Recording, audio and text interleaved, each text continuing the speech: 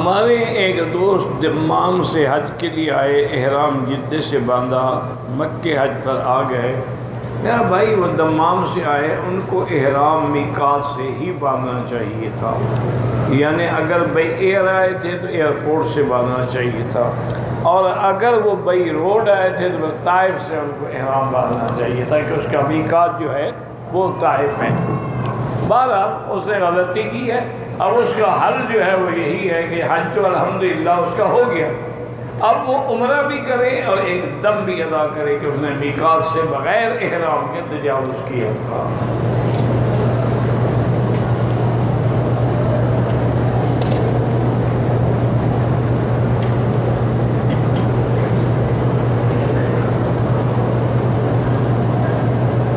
میرے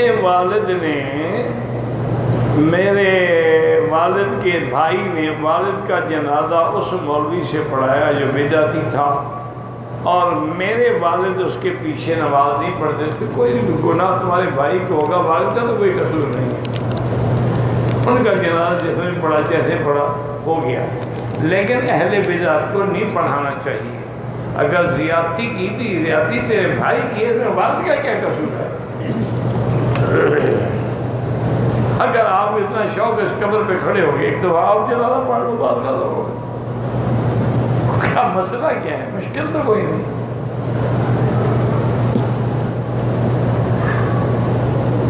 کسی بچے کا نام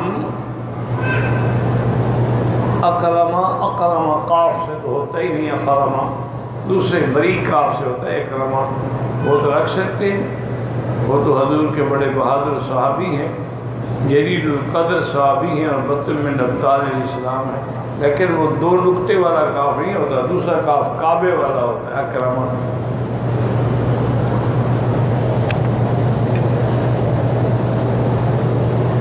کہتے جی خالہ کا پتہ نہیں کیا اس کے ماں پر سم درجہ ماں کے برابر ہے، ہاں جی ماں کے برابر، خالہ بھی گویا کہ ماں ہوتی ہے، ماں بھی کہہ سکتے ہو، ایسی بات ماں تو کسی بھی بوڑھی عورت کو کہہ سکتے ہو، خالہ تو ویسے ہی ماں ہوتی ہے۔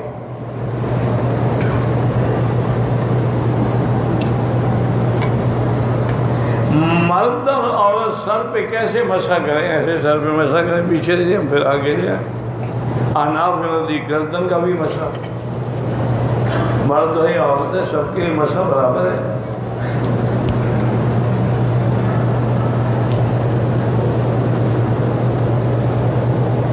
اگر کوئی آدمی طائف یا اور جگہ سیر تفریح کے لیے جاتا ہے، اس کے لیے بالکل واپسی پہ احرام باندھنا ضروری ہے، طائف میقات ہے۔ یہ گنجائش ان کے لیے ہوتی ہے کہ جن کی ڈیوٹی ہے، ایک ڈاکٹر ہے جا رہا ہے آ رہا ہے، یا ڈرائیور ہے ہر وقت ٹیکسی پہ جاتا ہے آتا ہے، ان کے لیے گنجائش ہے کہ وہ احرام نہ باندھے۔ لیکن جو لوگ سیر کے لیے جاتے ہیں یا زیارات کے، ان کے تو لازم ہے کہ احرام باندھ کے آئیں، ورنہ دم دینا پڑے گا۔ پاکستان سے آدمی عمرے کی نیت سے آیا، احرام جدے سے باندھا، دم پڑ گئی، احرام اس کو ایئرپورٹ سے باندھنا چاہیے تھا۔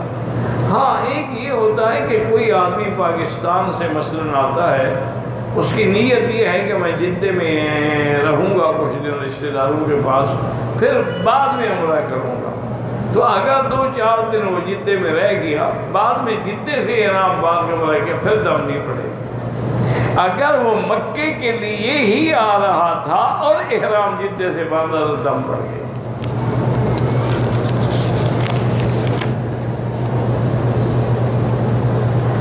میری شادی کو 20 سال ہو گئے ہیں اور اولاد نہیں ہوئی،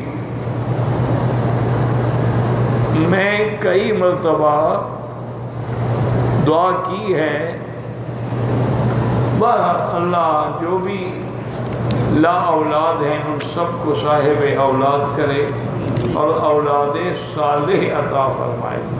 لیکن میرا بھائی ایک بات یاد رکھو، آج تمہاری شادی کو 20 سال ہو گئے ماشاءاللہ، یعنی تم بھی بوڑھے ہو گئے، بیوی بھی بوڑھی ہو گئی، ابھی تک تمہیں ہوش نہیں آیا؟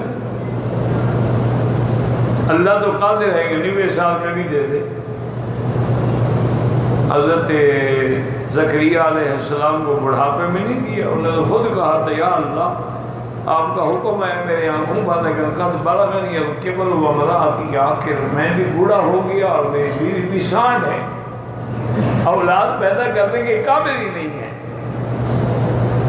تو فرشتوں نے کہا کہ پیغمبر کیا باتیں کر رہے ہو؟ قال کذالک اللہ یفعل ما یشاء، اللہ کی مرضی جیسے چاہے، وہ چاہے تو 90 سال میں بھی جوانی دے دے اور چاہے تو جوانوں کو بھی نہ دے۔ بہرحال میرا بھائی اب تو آپ نے اتنی مدت گزار دی ہے، میرے خیال میں عورت کا حیض بھی بند ہو گیا ہوگا۔ جب حیض ہی بند ہو جائے تو عورت کو اولاد کی کیا امید رکھو گی؟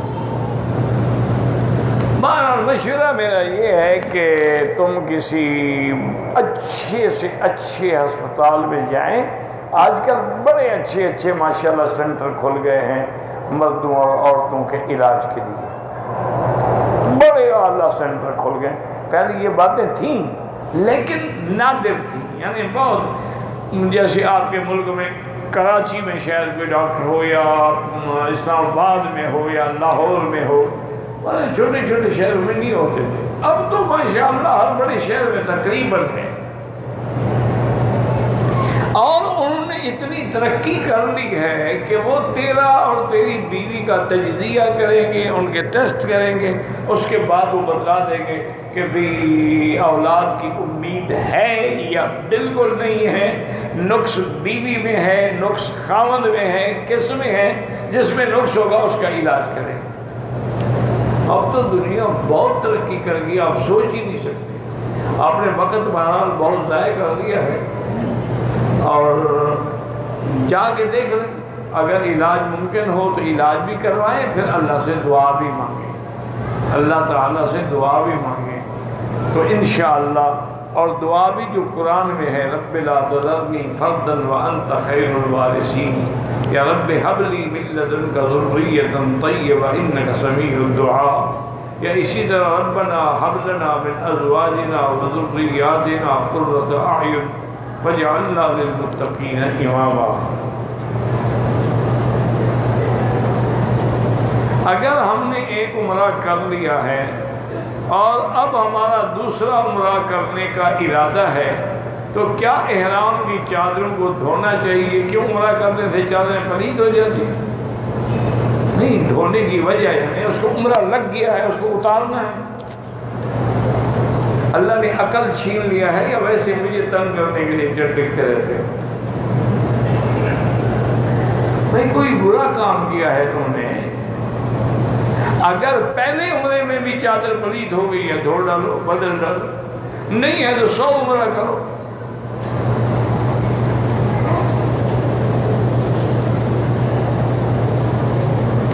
طواف کی 2 رکعت عصر کے بجائے مغرب کے بعد پڑھا کریں، کیونکہ عصر کے بعد نماز پڑھنے سے ایک حدیث شریف میں رکاوٹ ہے کہ لا صلاۃ بعد العصر حتی تغرب الشمس، عصر کے بعد نماز نہ پڑھو جب تک سورج نہ ڈوب جائے۔ وہ یہاں کے ائمہ کے نزدیک جائز ہے، لیکن بہرحال ایک حدیث تو ہے نہ روکنے والی، تو اس لیے افضل یہی ہوتا ہے کہ آدمی اختلاف سے بچے، طواف کر لو، 1 کر لو، 2 کر لو، 2 رکعت مغرب کے بعد پڑھ لو۔ افضل یہ ہوتا ہے کہ ہر طواف کے بعد 2 رکعت پڑھے، پھر طواف شروع کریں۔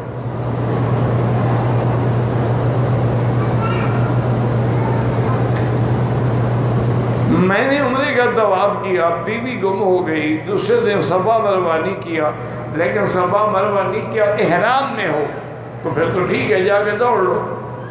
اگر احرام کھول دیا تھا تو عمرہ بھی کرو، دم بھی دو، مذاق تو نہیں ہے جب چاہو کھول دو، بیوی گم ہو جائے تو حج چھوڑ دو۔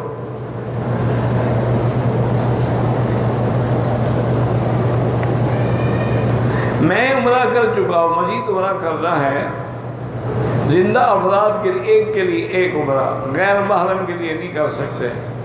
دم آ جائے پاکستان میں نہیں دے سکتے، یہاں مکے کی حدود کے اندر ایک بکری دینی ہوگی، لیکن جب بھی اللہ پیسے دے دے۔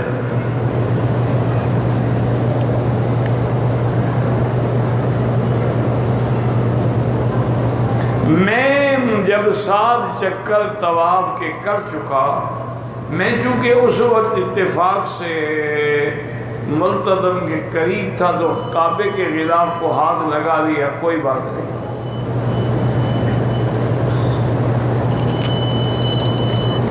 میں نے پہلا عمرہ کر لیا ہے، اب اگر میں اپنے بغلوں کے بال یا بالکل جب عمرہ کر لیا، فارغ ہو گیا، حجامت کرو، صفائی کرو، کچھ کرو۔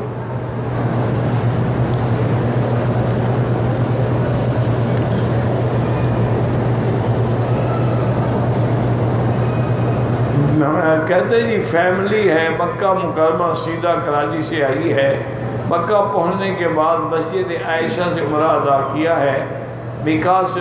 یہ میقات نہیں ہے مسجد عائشہ، یہ ہل ہے، ان سب پر دم ہے جو بالغ ہیں، جو چھوٹے بچے ہیں ان پہ کوئی دم نہیں، ان کو احرام اپنے ملک سے باندھ کے آنا چاہیے تھا۔ مسجد عائشہ تو ہل ہے کہ اگر مکے میں رہنے والا کوئی عمرہ کرنا چاہے تو کہاں جائے بھی مسجد عائشہ سے باندھ۔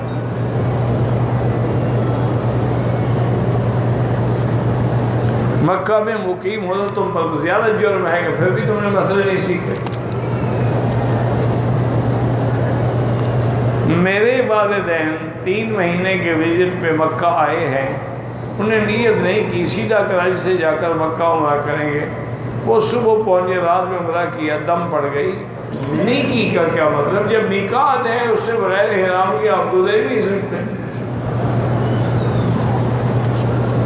یہ ہمارے بس میں تھوڑا ہے کہ جی ہم نے نیت نہیں کی، نہ کرو، میقات سے گزرو گے تو لازمی بات ہے۔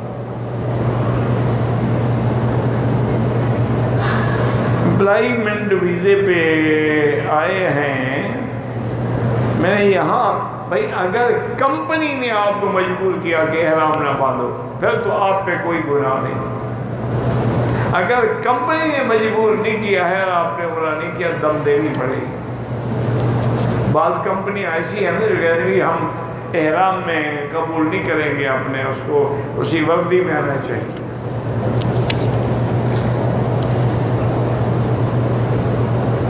حضور پتہ نہیں جب اٹھتے تھے کیا کھاتے، جو چیز لا دیتے تھے وہی کھاتے، کیا کھاتے؟ اس زمانے میں کھجوری تھی اور کیا تھا؟ مسجد عائشہ سے عمرہ ہو سکتا ہے لیکن میقات کے عمرے کے برابر تو نہیں۔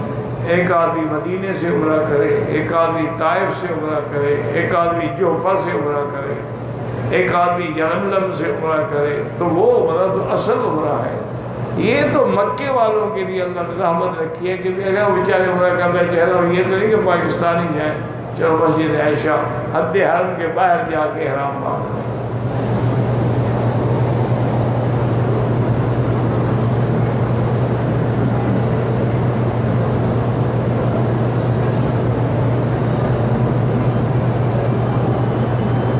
بہرحال ایک آدمی نے 8 سال تک بیوی کو ملا بھی نہیں، جس گھر میں وہ رہتی ہے یہ اس گھر میں بھی کبھی داخل نہیں ہوا، تو اب اس نے بیوی کو طلاق دے دی۔ طلاق اب ہوگی، جب تک طلاق نہ دے چاہے 20 سال بھی نہ ملے طلاق نہیں ہوتی۔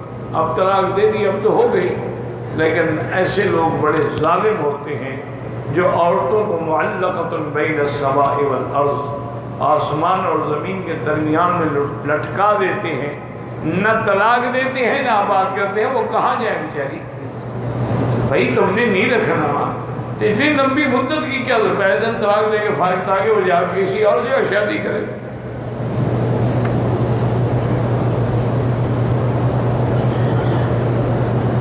اگر عورت کا حالت احرام میں چہرے پہ کپڑا لگتا رہا کچھ نہیں ہوتا، سوتے میں کپڑا منہ پہ آ گیا تب بھی کچھ نہیں ہوتا۔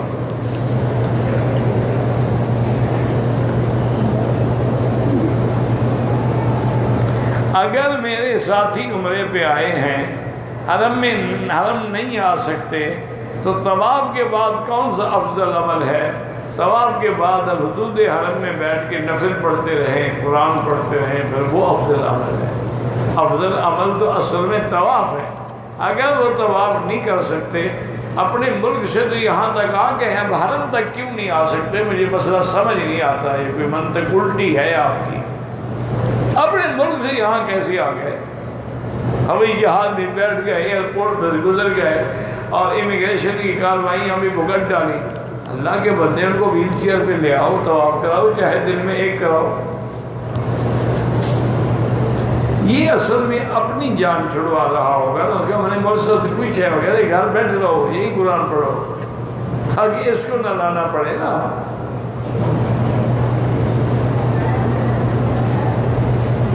سر کے بالوں کو اور داڑھی کے بالوں کو خضاب لگانا جائز ہے، بس کالا نہ لگائے، کالے کے علاوہ کوئی رنگ لگا لیں۔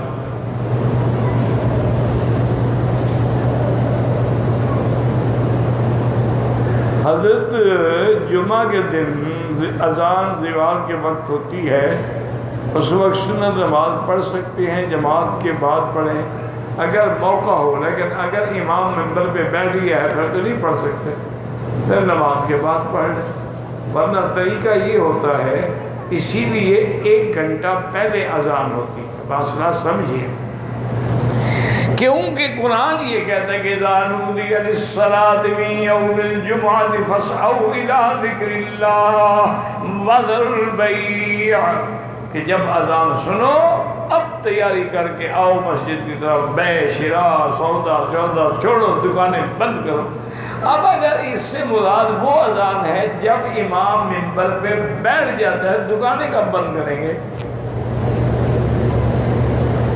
یہ تو اس دور کی بات تھی سرکار دو عالم کی کہ لوگ صبح کی نماز پڑھ کے جمعہ کے لیے آگے بیٹھ جاتے تھے، ہر چیز انہوں نے چھوڑ دی تھی، جمعہ کے لیے بس مسجد میں بیٹھے ہیں۔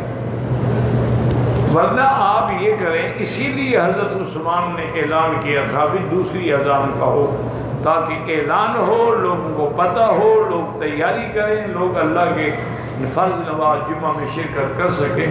اسی لیے اب یہاں مثلا 11:10 پہ پہلی اذان ہوتی ہے، دوسری ہوگی 12:10 پہ۔ آپ ایسا کریں کہ ٹھیک 12 جب بجتے ہیں نا، اس وقت کھڑے ہو کے سنت شروع کر دیں، اذان ہو نہ ہو، پہلی اذان ہو چکی ہے، سنتیں پڑھ لیں اور اس کے بعد باقی سنتیں جو بعد والی ہیں وہ بعد میں پڑھیں۔ ایک تو زوال بھی ہو جائے گا، وقت بھی ہو جائے گا، اور آپ کی سنتیں بھی صحیح ہو جائیں گی۔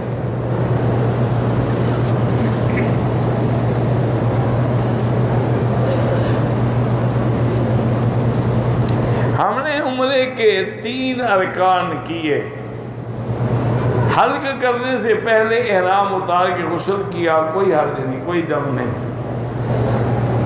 عربوں میں داڑھی کی لمبائی نہیں ہوتی ہے تو ہم نے عربوں کا کلمہ نہیں پڑھا، ہم نے حضور کا کلمہ پڑھا ہے۔ آپ کا کیا خیال ہے کہ ہم عربوں کا کلمہ پڑھتے ہیں؟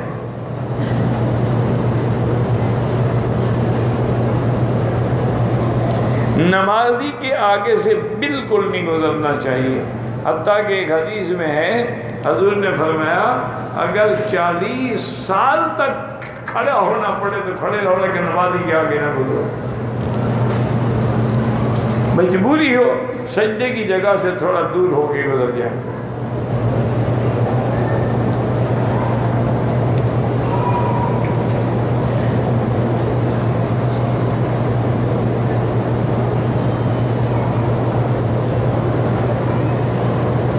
یہاں انڈیا میں ہیرا گولڈ کے نام سے کام شروع ہے، رقم لگانے سے مستقل نفع دیتے ہیں۔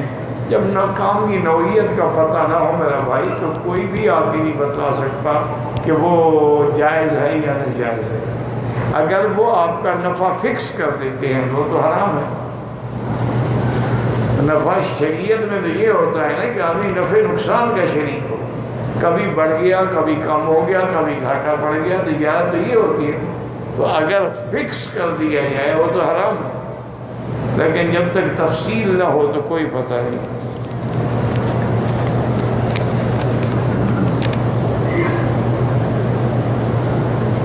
میری شادی کو 2 سال ہو گئے، چیک اپ کراؤ، اس کے بعد سورۃ یوسف پڑھ کے دعا کیا کرو۔ عورت بھی جنازہ پڑھ سکتی ہے، جب عورت کا جنازہ ہم پڑھ سکتے ہیں تو وہ کیوں نہیں پڑھ سکتی؟ اللہ نے عقل دیا ہے یا کچھ لوز ہو گیا ہے؟ پیچ وغیرہ ڈھیلے ہو گئے. اللہ کے بندے عورت فرض نماز پڑھ سکتی ہے، جنازہ نہیں پڑھتی. وہ تو مسئلہ ہے کہ جنازے کے لیے عورت کو گھر سے نہیں آنا چاہیے، لیکن اگر وہ پہلے سے مسجد میں بیٹھی ہے تو کیوں نہ پڑھے.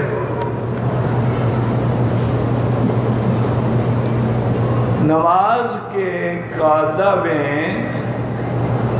دونوں ہاتھوں کی انگلیاں لٹکا دیتے ہیں، نہیں اوپر رکھنی چاہیے، لٹکانی نہیں چاہیے.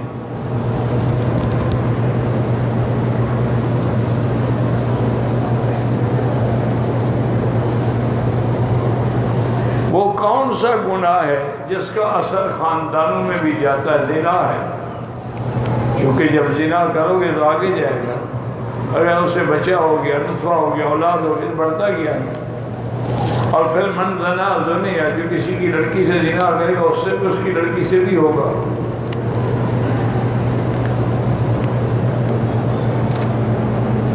طواف الوداع عمرے میں ضروری نہیں ہوتا ہے.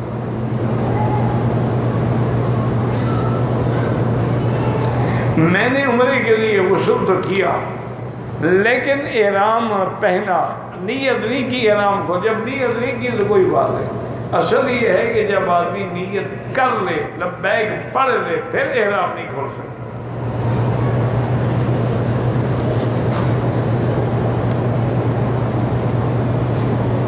میں روزگار کی تلاش میں آیا ہوں. اللہ سے مانگیں، استغفار زیادہ پڑھیں.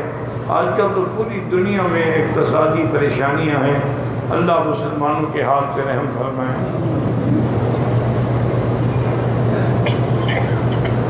حضور صلی اللہ علیہ وآلہ وسلم نے ابھی محذورہ کو اور ایک صحابی جن کا نام میرے دماغ میں نہیں آ رہا، مکے کا مؤذن اور امام معین فرمایا تھا. آ جائے گا دماغ میں انشاءاللہ. مکے میں رہائش پذیر کے لیے افضل کیا ہے؟ طواف.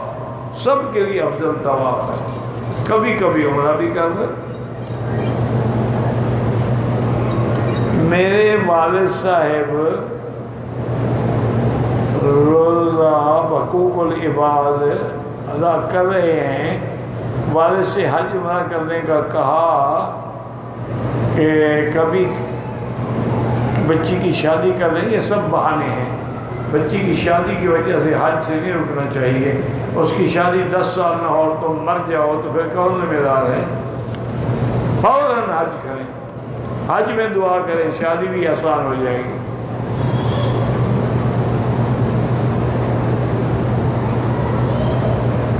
ایک آدمی بزرگ ہیں، ہوٹل میں ہیں 4 دن سے، عمرہ نہیں کیا. ایک 4 قمیض پہن دم پڑ گئی. کسی سے کہیں ویل چیئر پہ ان کو عمرہ کرا لے. اتنا سفر کر کے آئے ہیں. آج کل تو ویل چیئر دوسرے وہ بٹن سے چلنے والے بھی ملتے ہیں، کوئی مشکل نہیں ہے. نیت ہو تو ہو سکتا.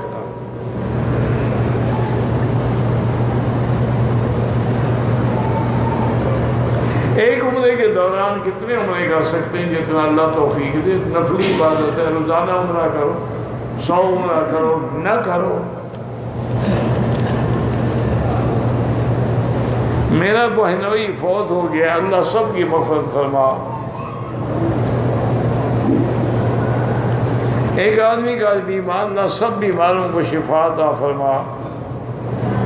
اگر دین کے لیے ویڈیو بنایا جائے تو وہ علماء نے کہا جائز ہے، کیونکہ اس کے ذریعے آگے دین جائے گا، نہ کہ بے دینی جائے گی. اور اسی وجہ سے الحمدللہ لوگوں کو اللہ نے ایک ہدایت کا ذریعہ بنا دیا ہے.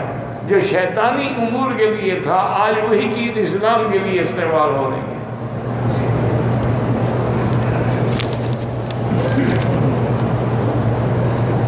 پڑوسیوں سے 2000 روپے دیے ہیں، مکہ میں مانگنے والوں کو دے دیں.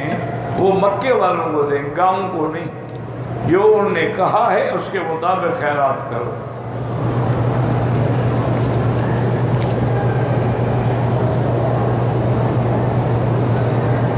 پورے احرام میں عورت کو چہرے پہ کپڑا نہیں ڈالنا چاہیے، لیکن اگر لوگ ہیں تو پھر کپڑا آگے لٹکا دیں.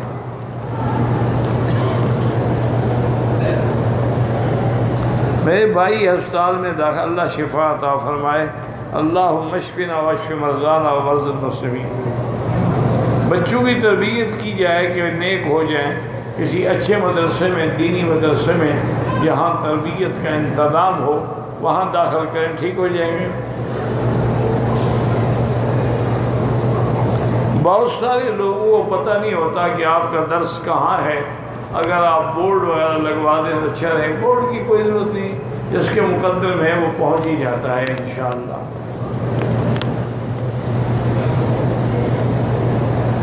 ایک آدمی مدینے سے عمرے کے لیے چلا، احرام کی نیت کی، احرام کی چادر کے نیچے بنیان نہیں اتاری، مدینے مکے کے درمیان یاد آیا تو اتار دیا، صدقہ کر دو 5-4 ریال۔ مسجد جیرانہ سے عمرہ کریں جائز ہے، مسجد عائشہ سے کریں جائز ہے۔ طواف خود کر کے جس کے لیے چاہو دعا کہ یا اللہ اس کا ثواب فلاں عطا فرما۔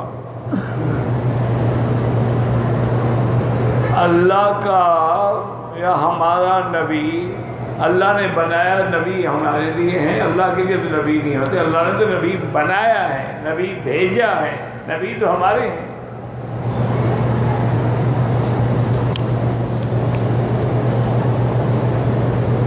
فضائل اعمال کتاب یہ بالکل ٹھیک ہے، اس میں چونکہ فضائل ہیں اور فضائل میں ضعیف روایات بھی قابل قبول ہوتی ہیں، اور پھر ان میں کوئی ایسی روایت نہیں جو مولوی صاحب نے خود لکھی ہو، وہ تو کتابوں کے حوالے موجود ہیں کہ یہ ترغیب سے ہے، یہ ترہیب سے ہے، یہ کنز العمال سے ہے، یہ فلاں سے ہے، تو ان کو تو آپ کچھ نہیں کہتے، صرف لکھنے والے ہو کیوں آپ خواہ ستاتے ہیں۔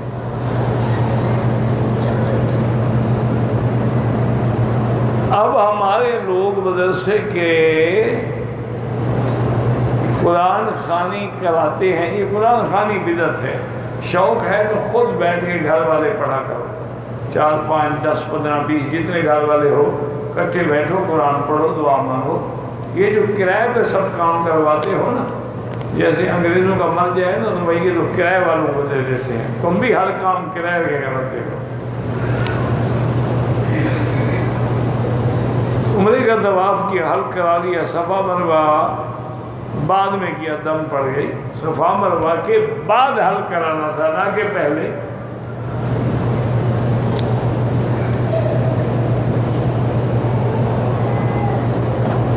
اگر ہم انڈیا سے آئے ہیں فیملی کے ساتھ، اگر ہم جدہ جائیں، جدہ سے احرام ضروری نہیں ہے، کیونکہ جدہ میقات نہیں، میقات یلملم ہے، میقات جحفہ ہے، میقات کرن المنازل ہے۔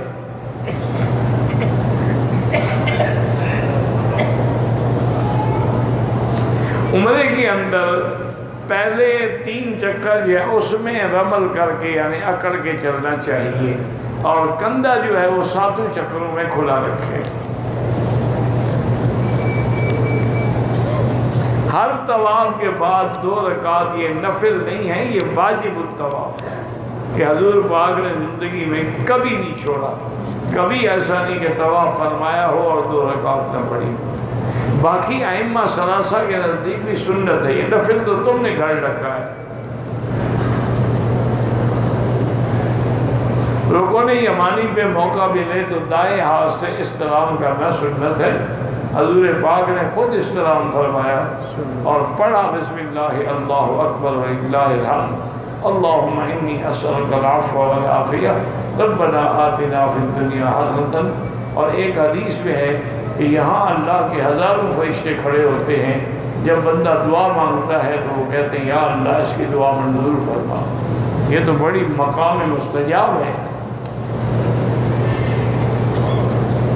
عمرے کا طریقہ یہی ہوتا ہے میرے عزیز کہ اپنے میقات سے پہلے غسل کریں، بدن پہ خوشبو لگائیں، 2 چادریں باندھیں اور 2 رکعت سنت الاحرام سے پڑھیں، سر سے کپڑا ہٹا کے لبیک بعمرۃ لبیک اللہم لبیک پڑھتے ہوئے مکے آ جائیں۔ آنے کے بعد پہلے طواف کریں، طواف کے بعد زمزم پئیں، پھر صفا مروہ دوڑیں، اس کے بعد سر پہ اس طرح پھروائیں، یا اگر بال بڑے ہیں تو 1/4 حصہ بالوں کا کٹ جائے، عمرے سے آپ فارغ ہو گئے۔ واللہ اعلم۔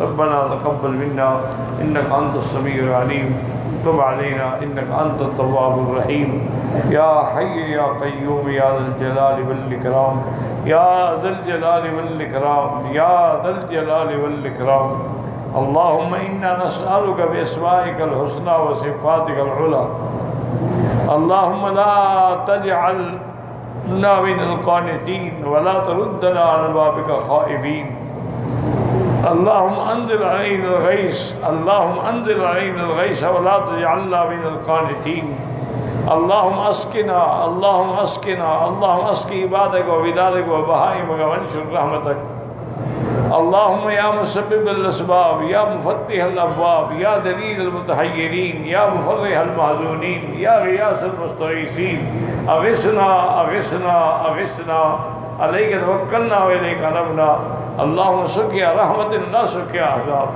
اللهم اشفنا واشف مرضانا ومرضى المسلمين اللهم اشفنا واشف مرضانا ومرضى المسلمين اللهم اصلحنا واصلح بنا واصلح اولادنا واولاد المسلمين اللهم اصلح شبابنا وشباب المسلمين اللهم اصلح بناتنا وبنات المسلمين اللهم اصلح ذرياتنا وذريات المسلمين اللهم اصلح لنا شأننا كلها فلا تكلنا إلى أنفسنا طرفة عين قط ولا أقل من ذلك اللهم احفظ سائر بلاد المسلمين هذا البلد الأمين فاجعلها آمنا مطمئنا سخاء رخاء إلى يوم الدين صلى الله تعالى على خير خلقه سيدنا محمد وآله وصحبه أجمعين